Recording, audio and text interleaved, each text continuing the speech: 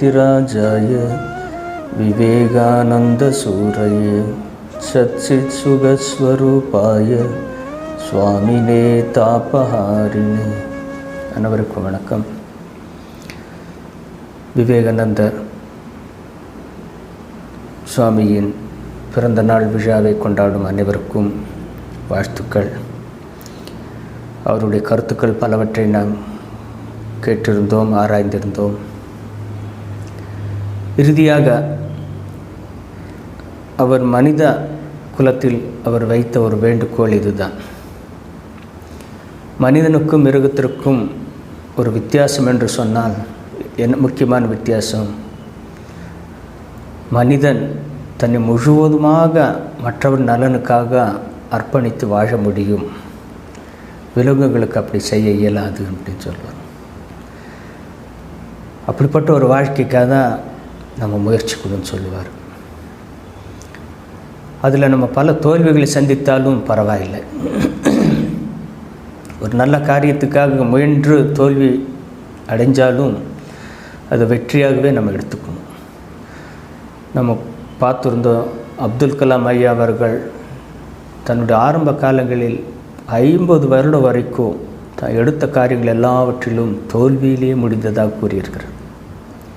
ஆனாலும் அவருடைய விடாமுயற்சி, அவருடைய ஊக்கம் அவரை அதுக்கப்புறம் மேலே உயர்த்தி கொண்டது. ஆகவே எப்போதுமே தோல்வியை கண்டு துவளக்கூடாது, முன்னேறி செல்ல என்பது தான் விவேகானந்தரின் கருத்து. அப்படி முன்னேறி செல்லணுன்னா விவேகானந்தர் ஒரு 2-3 கருத்துக்களை சொல்லுவார். இந்த குவாலிட்டியெல்லாம் நம்மக்கிட்ட இருக்கணும்னு சொல்லுவார். நல்ல விஷயங்களை உணர்வதற்கான ஒரு இருதயம் நமக்கு வேணும், ஹார்ட் டு ஃபீல். அப்புறம் நல்ல எண்ணங்களை சிந்திக்கிறதுக்கான ஒரு அறிவு திறமை, ஒரு பிரெயின் வேணும் அப்படிங்கிற த பிரெயின் டு கன்சீவ். இது ரெண்டுமே ஈக்குவலாக வரும்போது அதை நடைமுறை பயன்படுத்தி அதை மக்களுக்கு சேர்றதுக்காக அந்த சேவை பண்ணுற நல்ல கரங்கள், கைகள் வேணுங்கிறாங்க. மக்களுக்கு சேவை பண்ணும் கைகள் வேணும், ஹேண்ட்ஸ் டு சர்வ் அப்படிங்கிறாங்க. இந்த 3 விவேகானந்தர் கேட்டு இந்த 3 நம்மக்கிட்ட நம்ம இருந்துட்டா, இதை நம்ம வளர்த்துட்டா, இந்த உலகத்தில் விவேகானந்தர் சொல்வார், எந்த ஒரு சக்தியாலையும் நம்மளை அழிக்க முடியாது, நம்முடைய முன்னேற்றத்தை தடுக்க முடியாதுங்கிறார். ஆகவே நம்ம மற்ற விஷயங்களில் கவனம் செலுத்தும் அளவுக்கு, படிப்பில் ஆகட்டும், பண்பில் ஆகட்டும், எந்த அளவுக்கு கவனம் செலுத்துகிறோமோ இந்த 3 கருத்துக்களும் அதில் வருகிறதா என்பதை நம்ம பார்த்துக்கணும். நல்லா எய்ம் பண்ணி படித்து அதை நல்ல சொசைட்டிக்கு, சமுதாயத்துக்கு என்னுடைய பங்களிப்பு என்ன அப்படிங்கிறது நீங்கள் தான் முடிவு பண்ணணும். நல்ல சிந்தனை பண்ணி இதன் மூலமாக எனக்கு என்ன வாய்ப்பு கிடைக்குதோ அதை நான் செய்வேன் அப்படிங்கிற எண்ணம் வரும். எந்த சூழ்நிலையானாலும் விட்டு கொடுத்து மக்களுக்கு சேவை பண்ணும் ஒரு பாக்கியத்தை இந்த கரங்கள் பெறட்டும் என்று சொல்லுவாங்க.